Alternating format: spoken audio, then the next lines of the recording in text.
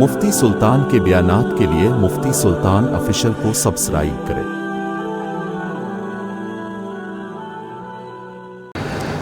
السلام علیکم ورحمۃ اللہ وبرکاتہ۔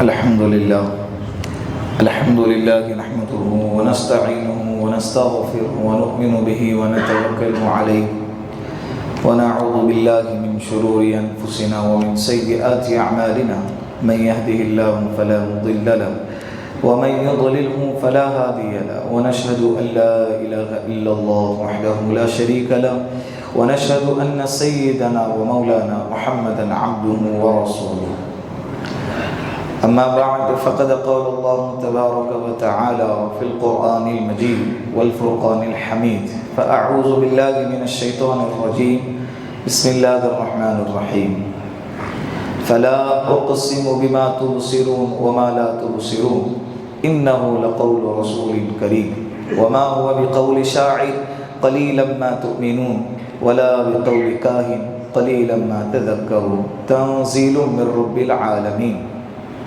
وجاء في الحديث وقال النبي صلى الله عليه وسلم فضلت على الأنبياء بست أعطيت جوامع الكلم ونصرت بالرعب وحلت لي الغنائم وجعلت لي الأرض مسجدا وطهورا وأرسلت إلى الخلق كافة وختم بي النبيون أو كما قال عليه الصلاة والسلام صدق الله مولانا العظيم وصدق رسوله النبي الكريم ونحن على ذلك من الشاهدين والشاكرين والحمد لله رب العالمين۔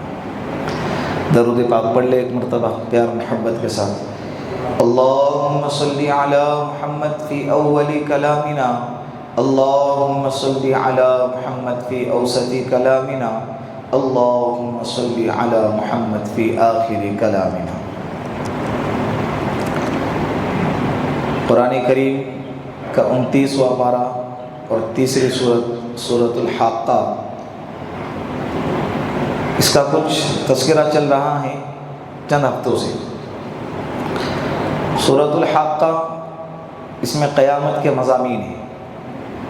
یہ پہلی مجلس سے جب سے سورۃ الحاقہ شروع ہوئی ہے اس وقت سے یہی کہا جا رہا ہے کہ سورۃ الحاقہ اور سورۃ المعارج، ان صورتوں کے اندر اللہ رب العزت نے قیامت کا تذکرہ کیا ہے۔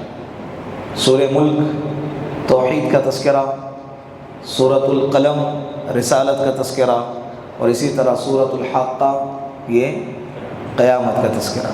قرآن کریم میں 6 قسم کے مضامین ہیں، اس میں سے قیامت بھی ایک ہے۔ ان مضامین میں ایک مضمون کس کا ہے؟ قیامت کا بھی، اور یہ حقیقی بات ہے۔ پھر میں نے یہ کہا تھا کہ سورۃ الحاقہ کے اندر بھی اللہ رب العزت نے 4 قسم کے مضامین کو بیان فرمایا۔ سورۃ الحاقہ کے اندر بھی اللہ نے 4 قسم کے مضامین کو بانٹا ہے۔ پہلا مضمون 12 آیتوں پر مشتمل، اور اس کے اندر اللہ نے اسی بات کو ثابت کیا ہے کہ قیامت کا واقع ہونا بالکل پکی بات ہے، بالکل پکی بات ہے، اس میں کوئی شک نہیں، کوئی شبہ نہیں، کوئی تردد نہیں۔ ہوں گی کیا نہیں ہوں گی پتہ نہیں، کیا معلوم، نہیں ہوں گی۔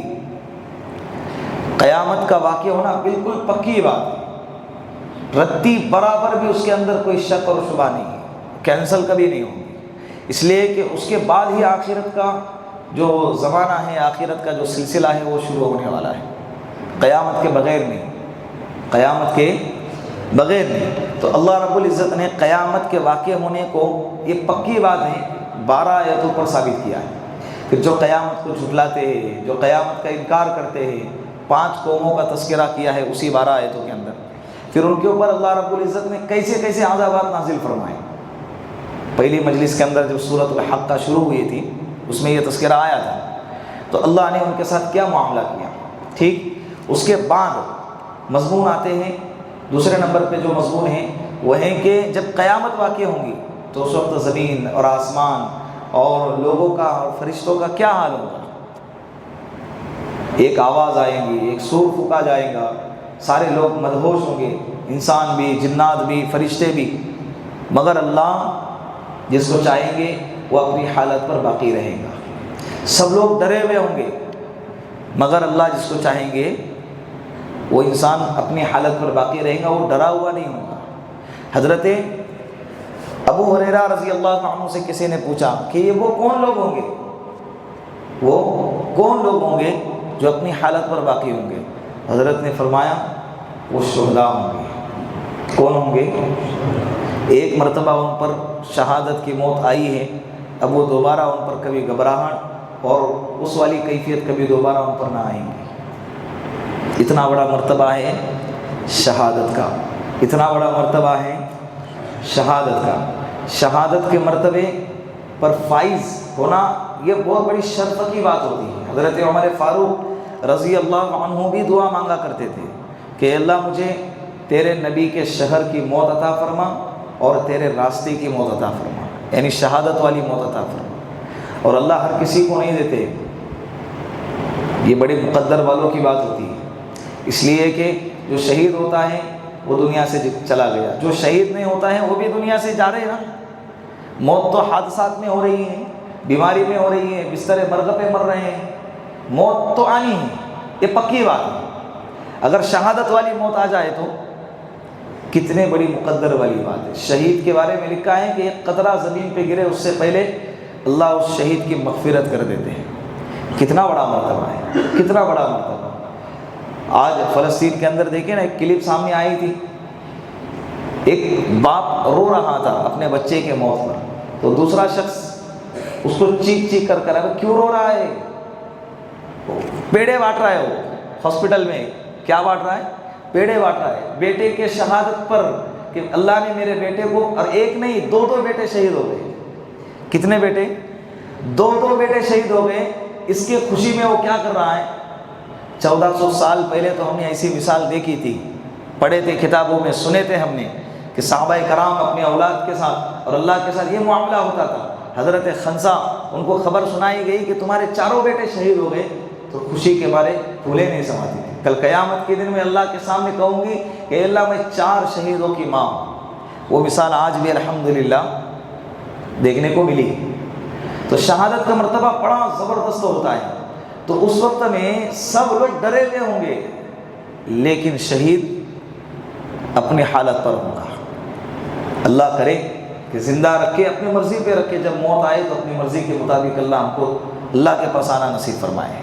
تو دوسرے نمبر پہ جو مضمون ہیں سورۃ الحاقہ کے اندر، وہ ہے قیامت کے واقع ہونے کے وقت میں جو ہولناکیہ جو حالات پیش آئیں گے وہ کیسے ہوں گے۔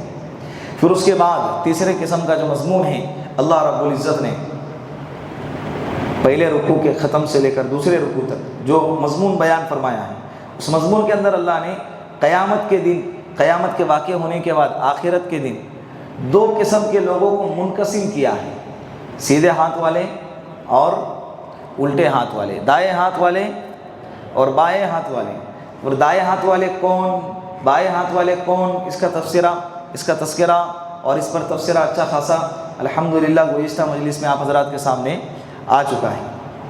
چوتھے قسم کا جو مضمون ہے، جو آج کا ہمارے مجلس کا ٹاپک ہے، میں پہلے مجلس سے اس ٹاپک کو آپ کے سامنے چھیڑ رہا ہوں اور اس کی طرف اشارہ کر رہا تھا کہ چوتھے قسم کا جو مضمون ہے کہ اللہ رب العزت نے قرآن کریم کے نازل ہونے کی مثال دے کر قیامت کے واقع ہونے کو ثابت کیا ہے، قیامت کے واقع ہونے کو بتلایا ہے اور سمجھایا ہے۔ قیامت کے واقع، ابھی قیامت کا تذکرہ چل رہا نا، اس کو اللہ کو سمجھانا ہے، تو اللہ رب العزت نے قرآن کریم کے نازل ہونے والی مثال بیان فرمائی اور وہ مثال دے کر لوگوں کو سمجھایا کہ قیامت بھی ایسے ہی واقع ہوں گی، قیامت بھی ایسے ہی واقع ہوں گی۔ اب یہ کیسے، اس کو ذرا کھولتے ہیں، سمجھتے ہیں ان آیتوں کو۔ اللہ رب العزت کہتے ہیں فلا اقسم بما تبصرون وما لا تبصرون، قسم ہے مجھے ان چیزوں کی جس کو تم دیکھتے ہو، وما لا تبصرون، اور ان چیزوں کی جس کو تم نہیں دیکھتے۔ دیکھنے والی چیزیں اور نہیں دیکھنے والی چیزیں اللہ رب العزت نے سب کی قسم کھائی ہے۔ پھر اللہ رب العزت آگے کہہ رہے انہ لقول رسول کریم، یہ قرآن کریم جو ہے نا، ایک معزز فرشتے کا لایا ہوا کلام ہے۔ یہ قرآن، یہ کلام، یہ کتاب ایک معزز فرشتے کا لایا ہوا کلام ہے۔ اس کا پس منظر ہم سمجھتے ہیں، کفار مشرکین مشرکین مکہ اللہ کے رسول صلی اللہ علیہ وسلم کے بارے میں کہتے تھے کہ یہ شاعر ہے، یہ جو کلام پیش کرتا ہے یہ شاعروں کا کلام ہے، یہ کفار مکہ کا کہنا تھا۔ دوسرا یہ تانا دیتے تھے کہ اللہ کے رسول نعوذ باللہ کاہن ہے۔ کیا ہے؟ کاہن۔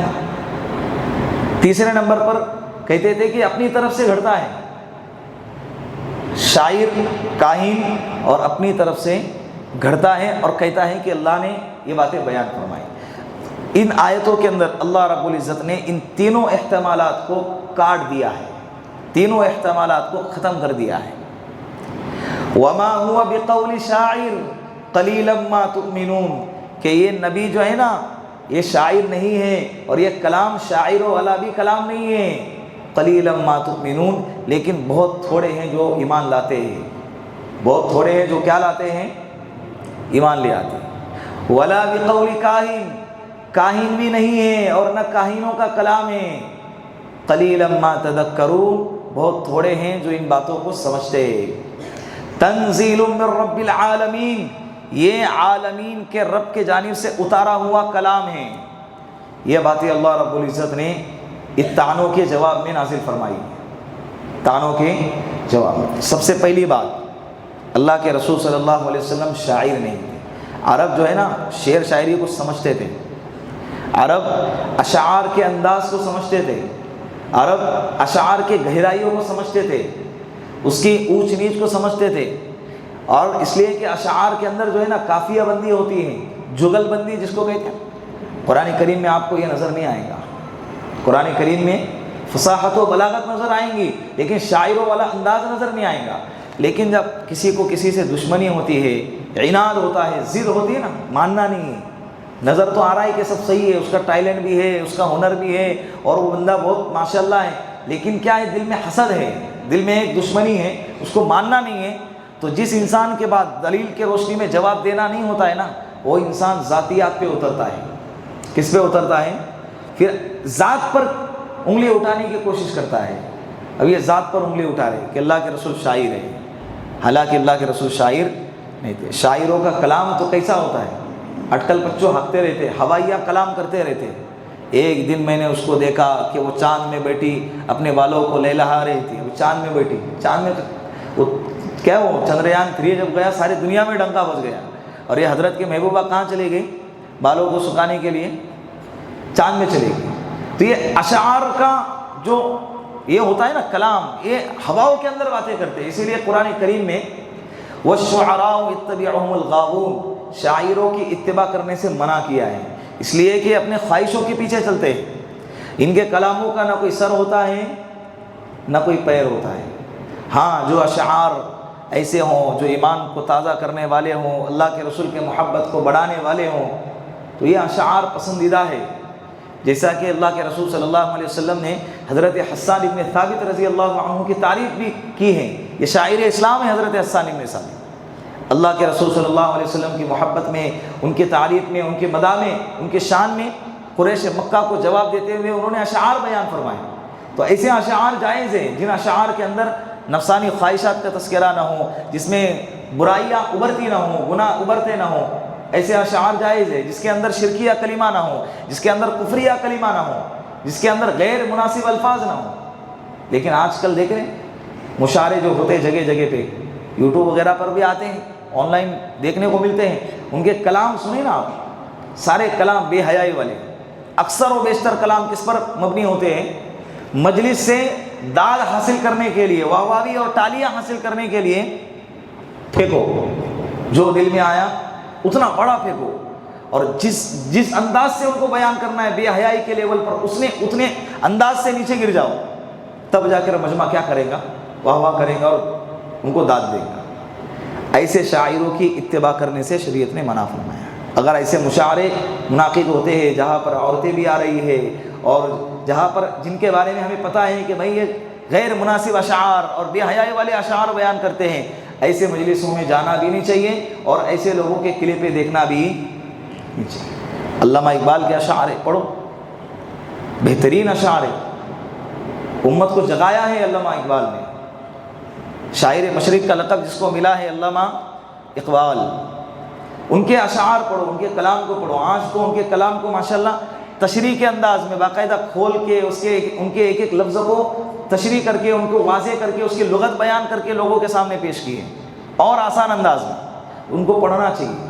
علامہ اقبال کا خاص طور پر وہ شکوہ جواب شکوہ کا جو رسالہ ہے، خاص طور پر اس کو امت کو پڑھنا چاہیے۔ قرآن کریم اور احادیث کو اشعار کے انداز میں اس کا پورا نچوڑ امت کے سامنے پیش کیا ہے علامہ اقبال نے۔ عجیب و غریب اللہ نے ان کو صلاحیت عطا فرمائی تھی۔ ان کا ایمان کا لیول، برطانیہ کی حقیقت، اور اسی طرح یو اے اور امریکہ اور فرانس والوں کی حقیقت اور انگریزوں کی حقیقت امت کے سامنے اشعار کے انداز میں بیان فرمائی۔ فارسی میں اشعار ہوتے تھے ان کے اکثر و بیشتر، لیکن امت نے ان کے فارسی کے اشعار کا ترجمہ کر کے اردو کے اندر امت کے سامنے پیش کیا ہے۔ کتابیں ہیں لیکن پڑھنے کا اب شوق باقی نہیں رہا ہے، اسی لیے لوگوں نے وہ جو کتابوں میں ہے نا، اس کتابوں کو ریکارڈ کر کے آن لائن بھیجا ہوا ہے۔ ابھی دیکھنے کا اور سننے کا زمانہ چل رہا ہے، تو لہٰذا جو علامہ اقبال کے اشعار ہیں اس کو دیکھیں، اسے سنیں۔ وہ اشعار سننا جائز ہے، لیکن جن اشعار کے اندر میں نے کہا نا بے حیائی ہوں اور نفسانی خواہشات ابھرتی ہوں، گناہ کی طرف دل مائل ہوتا ہوں، یا اسی طرح شرکیہ کلمات ہوں، یا اسی طرح کفریہ کلمات ہوں، ایسے اشعار کا سننا جائز، بولو، پڑھنا بھی جائز نہیں اور سننا بھی جائز نہیں ہے۔ تو اشعار کی طرف یہ نسبت کرتے تھے۔ اللہ نے فرمایا کہ وَلَا بِقَوْلِ شَاعِرٍ قَلِيلًا مَا تُؤْمِنُونَ، اللہ کے رسول اور اللہ کے رسول جو کلام پیش کر رہے ہیں یہ دونوں بھی شاعروں والا کلام نہیں ہے، بہت تھوڑے لوگ ہیں جو ایمان لاتے ہیں۔ رہی بات دوسرے نمبر کی، احتمال کی، کاہن، اللہ کے رسول کاہن ہے، یہ جملہ استعمال کر رہے ہیں مشرکین مکہ۔ کاہن کس کو کہتے ہیں معلوم ہے؟ جو جناتوں سے، پریوں سے خبریں لیتے ہیں اور اس میں سے 10% خبریں صحیح ہیں، 90% خبریں جھوٹی ہیں، تو اس میں سے اپنی طرف سے کلام کو مسجع کر کے اس کے اندر ملاوٹ کر کے لوگوں کے سامنے بیان کرتے ہیں۔ اللہ کے رسول کی بعثت سے پہلے جناتوں کو اور شیاطین کو آسمانوں پر جانے کی اجازت تھی، وہ جاتے تھے، فرشتوں کی باتیں سنتے تھے اور نیچے آ کے بیان کرتے تھے کہ آسمان سے آج بارش برسنے والی ہے، فلاں کو لڑکا ہونے والا ہے، اور فلاں کا یہ فلاں نقصان ہونے والا ہے، اور وہ باتیں آ کے کاہنوں کے سامنے، نجومیوں کے سامنے بیان کرتے تھے۔ لیکن جس وقت اللہ کے رسول صلی اللہ علیہ وسلم پیدا ہو گئے، اسی وقت جناتوں کا اور شیاطین کا آسمانوں پہ جانا، بولو، بند ہو گئے۔ ایک کلام کی حفاظت، قرآن کریم کی حفاظت کے لیے، تاکہ کوئی یہ نہ کہے کہ شیطان نے کلام پاک کو سنا اور لوگوں کے سامنے آ کر بیان کر دیا۔ سننا ہی نہیں ہے، سننے کی اجازت ہی نہیں ہے۔ پھر شہاب ثاقب ایک ستارہ ہے، جب وہ اوپر جانے کی کوشش کرتے ہیں وہ ستارہ ٹوٹ جاتا ہے اور ان کو نیچے گرا دیتا ہے، ان کو جلا دیتا ہے یا ان کو نیچے گرا کے پھینک دیتا ہے۔ اللہ نے یہ نظام بنا دیا اللہ کے رسول کی بعثت کے بعد سے، ایک قرآن کریم اور کلام پاک کی حفاظت کے لیے۔ تو اللہ کے رسول صلی اللہ علیہ وسلم جو کلام پیش کر رہے ہیں نا، کاہنوں کا کلام جو ہے 10%، 2%، 3% سچا اور باقی کا پورا جھوٹ کا پلندہ ہوتا ہے۔ قرآن پاک کا ایک ایک حرف، ایک ایک جملہ، ایک ایک کلمہ، ایک ایک آیت اور ایک ایک سورت، ایک ایک پارہ قرآن کریم کا سچائی اور حقیقت پر مبنی ہے۔ آج تک اس کے کسی بھی آیت کو، کسی بھی کلمے کو، کسی بھی جملے کو آج تک کسی نے نہ جھٹلایا ہے، نہ قیامت تک جھوٹ ثابت کر سکتا ہے کہ دیکھو قرآن کریم میں یہ بیان کیا گیا ہے اور معاملہ اس کے برعکس ہے۔ آج تک کوئی ثابت، بولو، نہیں کر پایا اور قیامت تک کوئی کر بھی نہیں پائیں گے انشاءاللہ۔ تو کاہنوں کا کلام تو دور دور تک کوئی موازنہ ہی نہیں ہے، لیکن جب کوئی اور الزام لگانے کے لیے نہیں ملا نا، تو جو دل میں آیا وہ الزام لگا دو، اپنی بھڑاس اتار دو، اپنی دشمنی اور اپنے غصے کو اتار دو۔ تو انہوں نے کہا کہ محمد نعوذ باللہ کاہن ہے، حالانکہ اللہ کے رسول صلی اللہ علیہ وسلم کا کاہنوں کے پاس آس پاس دور دور تک اٹھنا بیٹھنا بھی نہیں ہے، تو پھر یہ کاہن کیسے ہو سکتے ہیں؟ بات سمجھ میں آ رہی۔ تیسرے نمبر پہ ان لوگوں نے یہ اعتراض کیا کہ اپنی طرف سے گھڑتے ہیں اور اللہ کا نام لگاتے ہیں۔ اللہ کہہ رہے ہیں وَلَوْ تَقَوَّلَ عَلَيْنَا بَعْضَ الْأَقَاوِيلِ وَلَوْ تَقَوَّلَ عَلَيْنَا بَعْضَ الْأَقَاوِيلِ، اگر یہ نبی جی، اگر یہ نبی مجھ پر بعض باتیں، بعض آیتیں اگر گھڑتے، ہم پر اگر گھڑتے، تقول کے معنی گھڑنا، اگر ہم پر گھڑتے تو لَأَخَذْنَا مِنْهُ بِالْيَمِينِ، تو ہم ان کا سیدھا ہاتھ پکڑتے اور ثم لقطعنا منه الوتین، تو ان کی دل کی رگ کو کاٹ دیتے. پھر فما منکم من احد عنہ حاجزین، تم میں سے کوئی بھی نہ ہوتا جو انہیں بچاتا. اگر یہ نبی جھوٹے ہوتے یا یہ نبی اپنی طرف کی باتیں بیان کرتے اور یہ کہتے کہ اللہ نے بیان کیا ہے، تو اللہ کہہ رہے اس وقت ہم ان کے سیدھے ہاتھ کو پکڑتے اور ان کے دل کے رگ کو کاٹ دیتے، یعنی ان کو مار دیتے، اور تم میں سے کوئی بھی اگر ان کو بچانا چاہے تو بچا نہیں سکتا. لیکن آپ دیکھ رہے نہ ان کے دل کے رگ کو کاٹا ہے، نہ ان کے سیدھے ہاتھ کو میں نے پکڑا ہے، سیدھے ہاتھ کو کاٹا ہے، اور نہ ان کو موت آئی ہے، بلکہ دن بدن یہ کیا کر رہے ہیں؟ ترقی ہی کرتے جا رہے ہیں. تو اس سے ثابت ہو گیا کہ نبی جھوٹے نہیں ہے.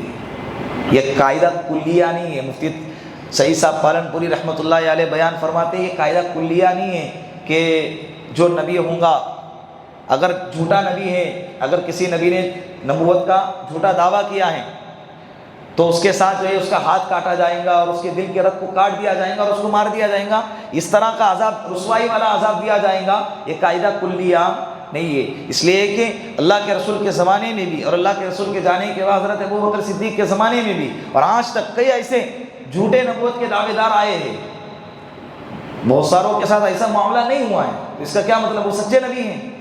بالکل بھی نہیں. یہ قاعدہ کلیہ نہیں ہے. لیکن اللہ کے رسول کے بارے میں یہ سچے نبی ہونے کے دلیل ہے. اگر اللہ کے رسول نعوذ باللہ اگر سچے نبی نہ ہوتے تو یہ والا کلام اپنے ہی بارے میں کبھی امت کے سامنے بیان کرتے ہیں کہ ہاتھ کاٹا جائے گا اور دل کو چیرا جائے گا اور دل موت دی جائے گی اور تم میں سے کوئی بچا نہیں سکتے تھے.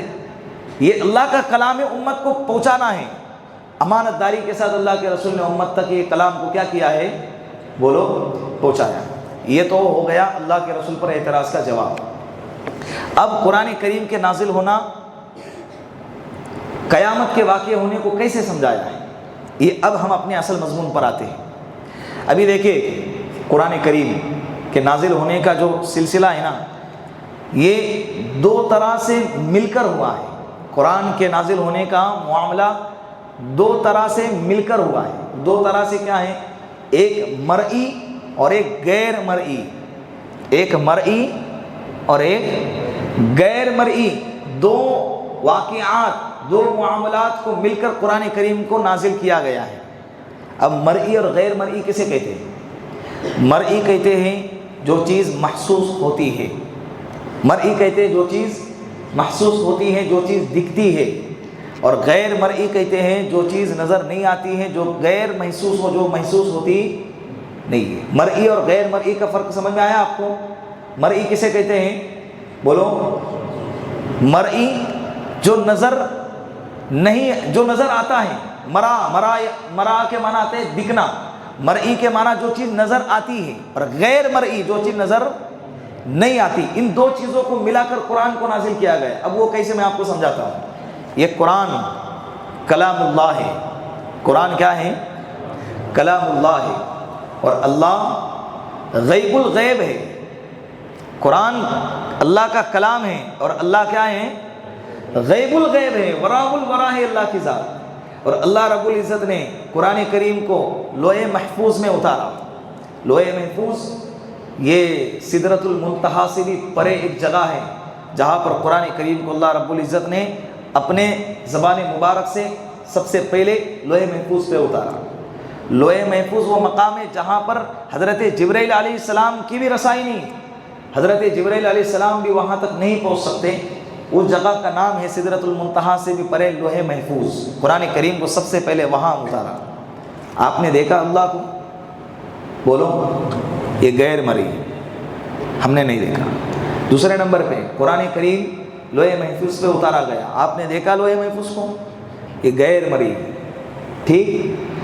اللہ رب العزت نے نبیوں پر شریعت کو نازل کرنے کا جو سلسلہ ہے یہ بواسطے حضرت جبرائیل رکھا ہوا ہے.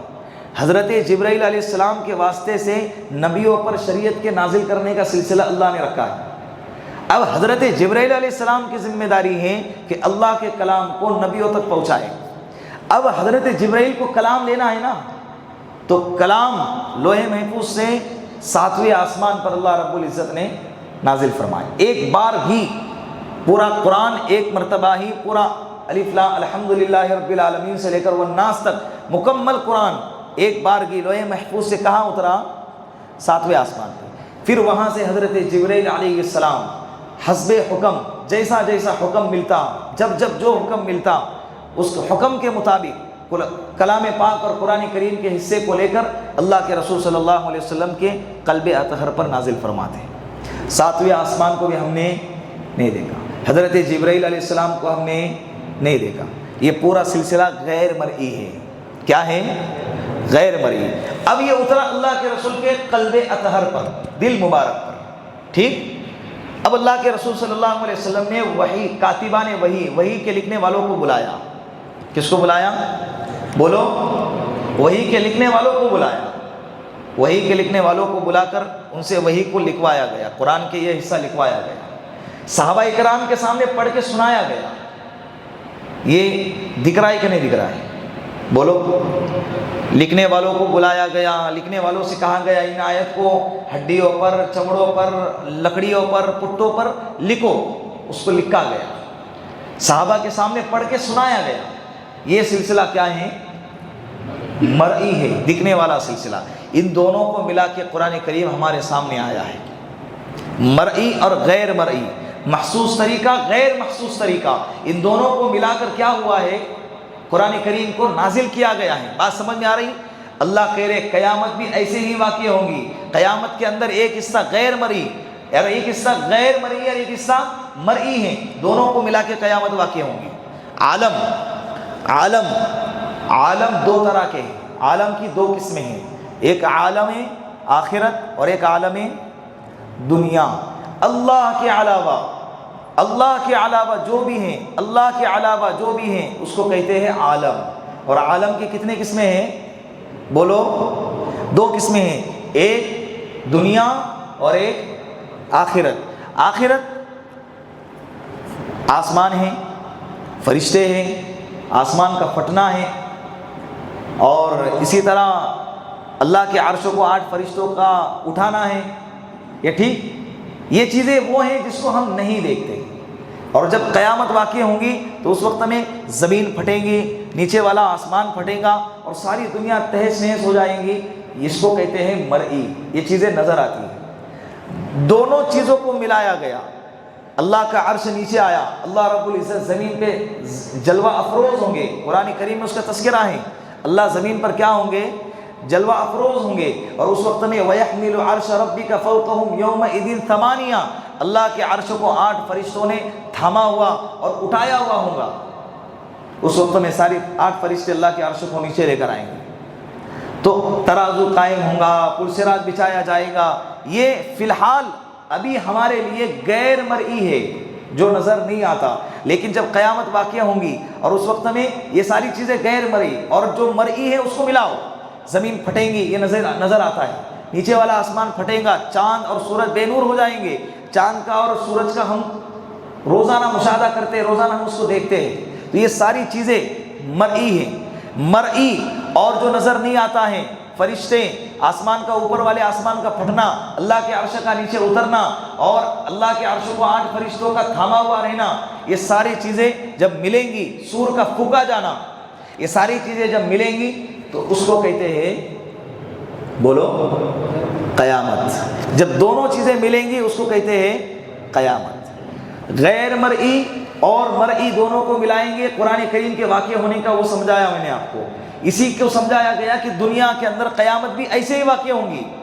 دنیا میں جو چیز نظر آتی ہیں وہ مرئی ہیں، اور آخرت کی جو چیزیں نظر نہیں آتی غیر مرئی، جب دونوں ملیں گی اس کو کہتے ہیں قیامت۔ قیامت کس کو کہتے ہیں؟ اللہ اس کو سمجھا رہے، قیامت کس کو کہتے ہیں؟ نظر آنے والی چیز، میں آسان الفاظ میں کہتا ہوں، نظر آنے اور نظر نہیں آنے والی چیز دونوں کو ملا کر جو چیز واقع ہوں گی اس کو کہتے ہیں قیامت۔ یہ کیسے؟ پھر اللہ نے قرآن کریم کے نازل ہونے کی مثال بیان فرمائی کہ اللہ کو تم نے نہیں دیکھا، اللہ کے کلام کو اتارا گیا لوح محفوظ پر، لوح محفوظ کو تم نے نہیں دیکھا، لوح محفوظ سے 7ویں آسمان پر اتارا، اس کو تم نے نہیں دیکھا، اور 7ویں آسمان سے حضرت جبرائیل علیہ السلام لے کر اللہ کے رسول کے قلب اطہر پر نازل فرماتے ہیں، اس کو بھی تم نے نہیں دیکھا۔ یہ چاروں سلسلے غیر مرئی ہیں، نظر نہیں آتی ہیں، لیکن اللہ کے رسول نے کلام پاک کو کاتبان وحی کے ذریعے لکھوایا، صحابہ کے سامنے پڑھوایا، پڑھ کر سنایا۔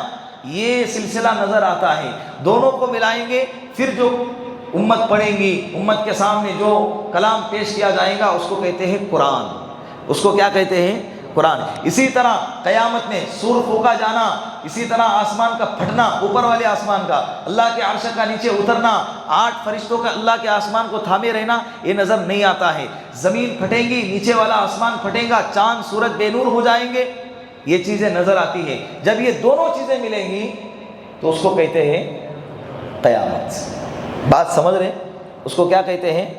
اب میں انہی چیزوں کو باقاعدہ قرآن کریم کی جو آیتیں ہیں، جو ہمارے آج کا ٹاپک ہے، اس کو ترجمے کے ساتھ آپ کو بتاتا ہوں، آپ غور فرما لیجیے۔ بسم اللہ الرحمن الرحیم۔ فلا اقسم بما تبصرون وما لا تبصرون۔ مجھے قسم ہے، اللہ کہہ رہے مجھے قسم ہے ان چیزوں کی جس کو تم دیکھتے ہو اور ان چیزوں کی جس کو تم دیکھتے نہیں۔ علامہ روح المعانی نے، صاحب روح المعانی نے اس کی تفسیر یہ کی ہے کہ جسم کی اور روح کی، جسم کو ہم دیکھتے ہیں لیکن روح کو نہیں دیکھتے۔ یہاں پر اللہ جسم اور روح کی قسم کھا رہا ہے، علامہ صاحب روح المعانی یہ کہتے ہیں، لیکن اکثر و بیشتر مفسرین کہتے ہیں کہ یہاں پر محسوس ہونے والی اور غیر محسوس ہونے والی، اسی طرح دنیا اور آخرت دونوں جگہ کی، دونوں جہاں کی اللہ نے کیا کی ہے؟ قسم کھائی ہے۔ انہ لقول رسول کریم، بے شک یہ کلام معزز فرشتے کا لایا ہوا کلام ہے۔ لقول کے معنی کلام، رسول کے معنی فرشتہ، پیغام پہنچانے والا، کریم کے معنی معزز، معزز فرشتے کا لایا ہوا کلام۔ وما هو بقول شاعر، یہ کسی شاعر کا کلام نہیں ہے۔ قلیلا ما تؤمنون، لیکن بہت تھوڑے لوگ ہیں جو اس پر ایمان لاتے ہیں۔ ولا بقول کاہن، ایک کاہن کا بھی کلام نہیں ہے۔ قلیلا ما تذکرون، لیکن بہت تھوڑے ہیں جو اس کو سمجھتے ہیں۔ تنزیل من رب العالمین، یہ کلام عالمین کے رب کے جانب سے، سارے جہاں کے رب کے جانب سے، پروردگار کے جانب سے نازل کیا ہوا اور اتارا ہوا کلام ہے۔ وَلَوْ تَقَوَّلَ عَلَيْنَا بَعْضَ الْأَقَاوِيلِ، اور اگر یہ نبی ہم پر بعض چیزیں گھڑ دے، اگر یہ نبی ہم پر بعض چیزیں کیا کر دے؟ گھڑ دے۔ لَأَخَذْنَا مِنْهُ بِالْيَمِينِ، تو ہم ان کے سیدھے ہاتھ کو، دائیں ہاتھ کو پکڑیں گے، پکڑتے۔ جس طرح سے جلاد کو بادشاہ حکم دیتا ہے نا، فلاں بندے کو مار دو، تو وہ جلاد سیدھے ہاتھ کو پکڑتا ہے اور پھر اس کو ختم کرتا ہے۔ تو سیدھے ہاتھ کا پکڑنا اور اس دل کے رگ کو کاٹ دینا، یہ ذلت اور رسوائی کی عذاب کی طرف اشارہ ہے، انتہائی عذاب، ذلت والا عذاب۔ کہ لَأَخَذْنَا مِنْهُ بِالْيَمِينِ، تو ہم ان کے سیدھے ہاتھ کو پکڑتے، ثُمَّ لَقَطَعْنَا مِنْهُ الْوَتِينَ، پھر ان کے دل کی رگ کو کاٹ دیتے۔ فَمَا مِنْكُمْ مِنْ أَحَدٍ عَنْهُ حَاجِزِينَ، پھر تم میں سے کوئی بھی نہ ہوتا جو ان کو میرے عذاب سے بچاتا۔ وَإِنَّهُ لَتَذْكِرَةٌ لِّلْمُتَّقِينَ، یہ کلام تو نصیحت ہے اللہ سے ڈرنے والوں کے لیے، یہ کلام تو نصیحت ہے اللہ سے ڈرنے والوں کے لیے۔ جس کے دل میں اللہ کا خوف ہوگا، جس کے دل میں اللہ کا ڈر ہوگا، وہ بندہ جب بھی قرآن کھولے گا اللہ اس کو ہدایت دیں گے، جب بھی کلام پڑھے گا، جب بھی قرآن پڑھے گا اللہ اس کو ہدایت عطا کریں گے، اللہ اس کے لیے نصیحت کا سامان اس کو بنائیں گے۔ جو بھی مسئلہ پیش آیا، جو بھی پریشانی پیش آئی، جب بھی قرآن کھولے گا اللہ اس کے پریشانی کا حل قرآن کریم میں اس کو عطا کریں گے۔ اللہ یہی کہہ رہے وَإِنَّهُ لَتَذْكِرَةٌ لِّلْمُتَّقِينَ، یہ کلام نصیحت ہے اللہ سے ڈرنے والے متقین لوگوں کے لیے۔ وَإِنَّا لَنَعْلَمُ أَنَّ مِنْكُمْ مُكَذِّبِينَ، لیکن اور بے شک بلا شبہ یقینی طور پر ہم جانتے ہیں کہ تم میں سے بعض لوگ ایسے ہیں جو جھٹلاتے ہیں، قرآن کریم کو کیا کرتے ہیں؟ جھٹلاتے۔ اس وقت بھی جھٹلاتے تھے، آج بھی بہت سارے ایسے لوگ ہیں جو کلام پاک کو کیا کرتے ہیں؟ جھٹلاتے ہیں، اللہ کے کلام کو نہیں مانتے، حالانکہ نہ انہوں نے پڑھا ہے نہ اس کو سمجھا ہے، لیکن اس کے باوجود عناد اور دشمنی ایسی ہے کہ بغیر پڑھے بغیر سمجھے اس کو کیا کر دو؟ جھٹلا دو۔ یہ تو بیوقوف والی بات ہو گئی نا۔ انسان اگر کسی چیز کا اگر انکار کرتا ہے تو انکار کی دلیل بھی تو ہونی چاہیے۔ تم نے ایک بندہ کہتا ہے کہ یہ کلام جھوٹا ہے، اس سے کہا جاتا ہے کہ بھائی تو نے کس بیس پر کہا جھوٹا ہے، کس بیس پر کہا کہ یہ کلام سچا نہیں ہے؟ کیا تو نے کلام کو پڑھا ہے؟ اول تا آخر تو نے قرآن کو پڑھا ہے، اس کو پڑھ کے اس کو سمجھا ہے؟ ہاں اگر اس کے باوجود اگر وہ باتیں کہتا تو اس سے پوچھا جاتا کہ تجھے کلام پاک کی کون سی آیت کے اندر کون سی بات تجھے جھوٹی لگی. بات سمجھ میں آ رہی ہے؟ تو وَإِنَّا لَنَعْلَمُ أَنَّ مِنْكُمْ مُكَذِّبِينَ، بلا شبہ یقینی طور پر ہم جانتے ہیں کہ تم میں سے بعض لوگ ایسے ہیں جو کلام پاک کو جھٹلاتے ہیں. وَإِنَّهُ لَحَسْرَةٌ عَلَى الْكَافِرِينَ، اور یہ کلام انکار کرنے والوں پر تکلیف کا سبب ہے. ایک ترجمہ اس کا یہ. دوسرا ترجمہ وَإِنَّهُ لَحَسْرَةٌ عَلَى الْكَافِرِينَ، اور یہ کلام انکار کرنے والوں پر حسرت کا سبب ہے. حسرت کا سبب ہے دنیا میں بھی، حسرت کا سبب ہوگا قیامت کے دن بھی، آخرت میں بھی. دنیا کے اندر بھی جس طرح سے یہود اور نصارہ جو ہے نا، جب جب بھی کلام پاک کے بارے میں کچھ پڑھتے یا کچھ سنتے ہیں نا، ان کو بڑی حسرت ہوتی ہے، تکلیف ہوتی ہے کہ یار یہ کلام ہمارے نبی پر کیوں نازل نہیں ہوا، یہ کلام اتنا سچا کیوں ہے. حالانکہ کلام پاک کو ہی سامنے رکھ کر ریسرچ کرتے ہیں. حضرت نوح علیہ السلام کی کشتی کا تذکرہ قرآن پاک میں پڑھا ہے، اور اس کو نکل پڑے اس کو تلاش کرنے کے لیے، اور اس کے اجزاء آج بھی ان کو مل رہے ہیں. ہزاروں سال ہو گئے اس کو سمندر میں پانی کے اندر ڈوب کر، اس کے اجزاء آج بھی کیا ہو رہے ہیں؟ بولو، ان کو مل رہے ہیں. یہ کیوں ہو رہا ہے؟ یہ قرآن کریم کی سچائی ہے. قرآن نے کہا کہ زمین کے اندر خزانہ ہے. اذا زلزلت الارض زلزالها واخرجت الارض اثقالها، زمین اپنا خزانہ اگل دے گی. زمین کے اندر بھی خزانہ ہے. کس نے کہا؟ قرآن نے کہا. ان کو تھوڑی معلوم تھا، خواب آیا تھا ان کو، یا ان کے کسی جنات نے ان کو بتا دیا کہ فلاں چیز وہاں رکھی ہوئی ہے. قرآن کو پڑھا تو ریسرچ کیا، ریسرچ کرنے جب نکل پڑے تو وہاں پر آپ کو خزانہ مل گیا. ہیرے موتی جواہرات وہاں سے نکالنے لگے، اور کہتے ہیں کہ سائنسدانوں کی تحقیق، خاک تحقیق ایسی جہاں سے چرایا ہوں اور جہاں سے لیا ہوں، اور اس کا نام بتانے میں بھی شرم آتی ہوں. اللہ کے رسول کے سنتیں، اللہ کے رسول کے طریقے پڑھتے اس لیے پڑھتے تاکہ ریسرچ کرے اور امت کے سامنے کیا کرے، اپنی بڑائی لوگوں کے سامنے بیان کرے کہ دیکھو سائنسدانوں کی تحقیق ہے، گردن پر پانی مارو تو تمہاری عقل صحیح سلامت رہے گی. گھٹنے پر ہوا، وہ ٹخنوں پر کنٹینیو مردوں کے لیے ہوا کا لگنا ضروری ہے، اگر لگے گا تو اس کی مردان کی طاقت بڑھے گی. یہ بتائیں گے نہیں کہ اللہ کے رسول 1400 سال پہلے بیان فرمائے کہ مردوں کے لیے ٹخنوں سے اوپر شلوار کا اور پیان کا اور کپڑوں کا پہننا یہ سنت ہے، اور گردن کا مسا کرنا یہ سنت ہے. یہ نہیں بتائیں گے.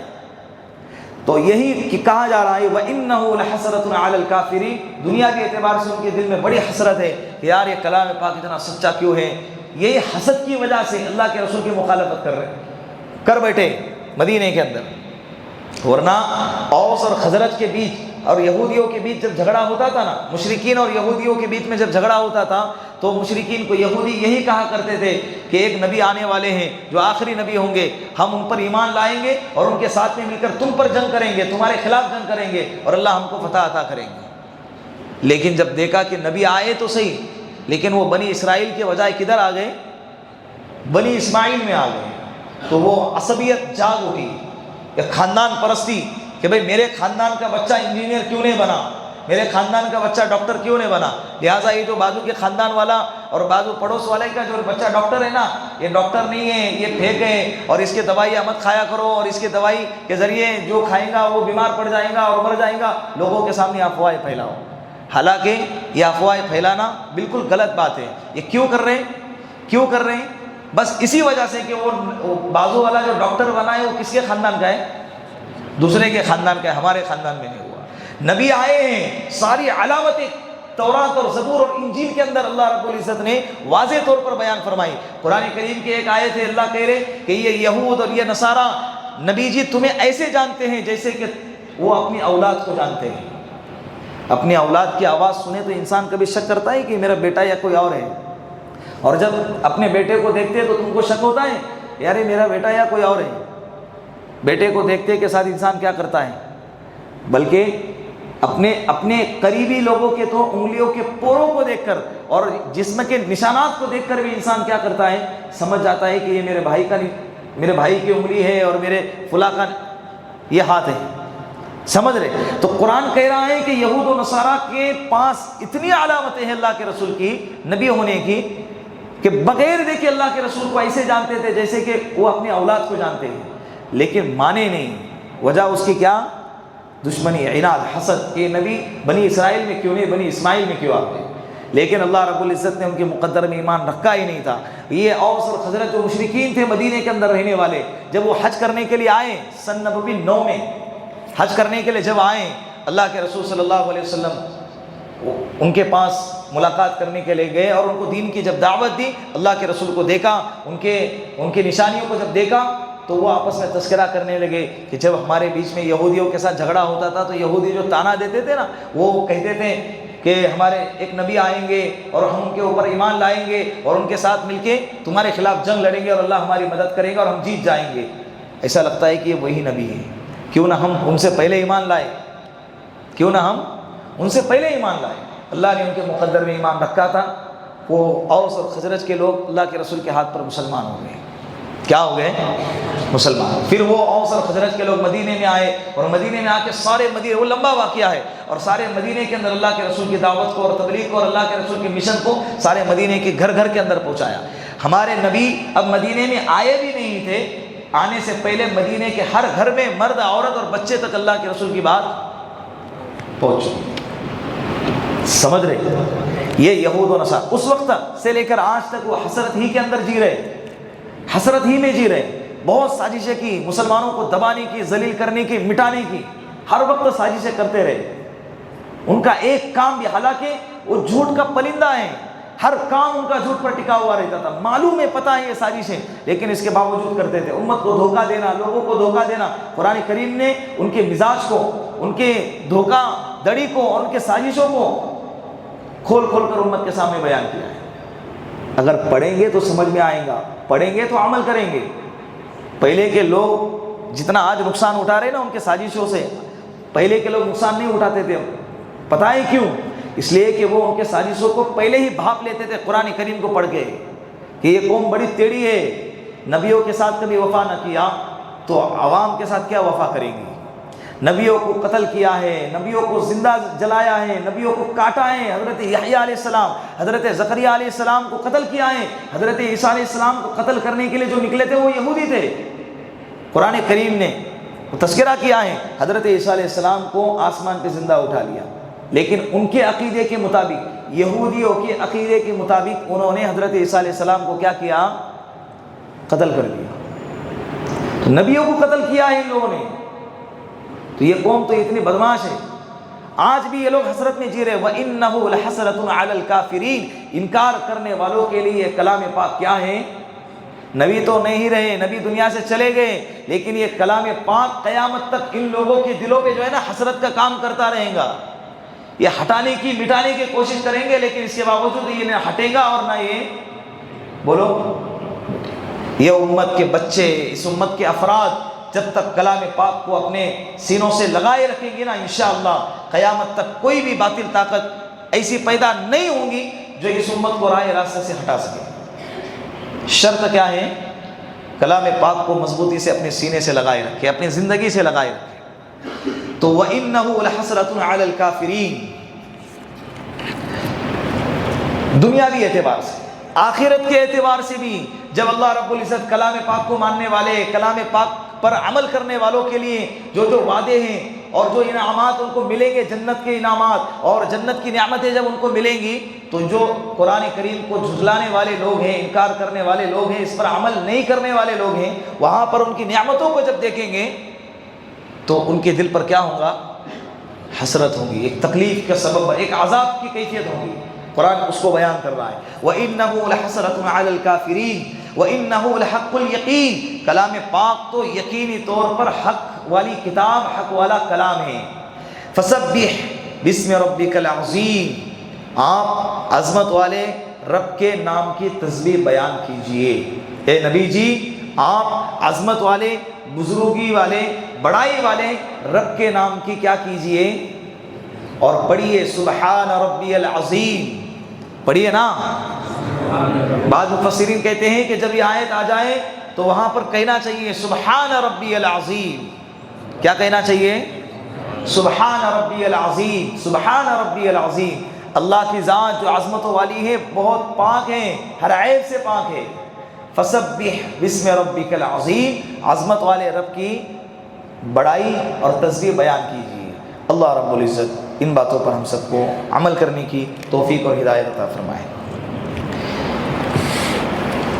آئندہ جمعہ انشاءاللہ یہ مجلس نہیں ہوں گی، قرآن کریم کا درس آئندہ جمعہ کو نہیں ہوگا، اس لیے کہ کل جماعت میں جانا ہے، عشرے کی جماعت میں۔ اسی طرح اپنی مسجد سے 3 دن کی جماعت بھی کل نکل رہی ہے مردوں کی، سنیچر اتوار پیر، چھٹیاں چل رہی ہے نوجوانوں کی بھی، اسکول والوں کی بھی، جاب والوں کی بھی، کیا چل رہی ہے؟ چھٹیاں چل رہی ہے۔ تو اپنی چھٹیوں کو قیمتی بنائیں، چھٹیوں کو کل قیامت کے دن نجات کا ذریعہ بنائیں۔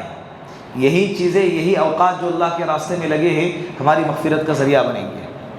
تو لہٰذا اگر کسی کے پاس فارغ وقت ہے، اور اللہ کے کام کے لیے فارغ وقت کرنا پڑتا ہے، اس لیے کہ فارغ وقت بھی اللہ کا اور مشغول وقت بھی اللہ کا۔ مر گئے تو فارغ وقت کیا ہے، مشغول وقت کیا ہے؟ فرشتے سے تھوڑی کہتے ہیں کہ بھائی رکو ذرا، میرے بیٹی کی شادی ہے اور میرے گھر میں فلاں کا کام اٹکا ہوا ہے، 3 دن کے بعد آنا۔ فرشتہ کہیں گے چل، کیا 3 دن کے بعد؟ کبھی کہاں ہے ایسا؟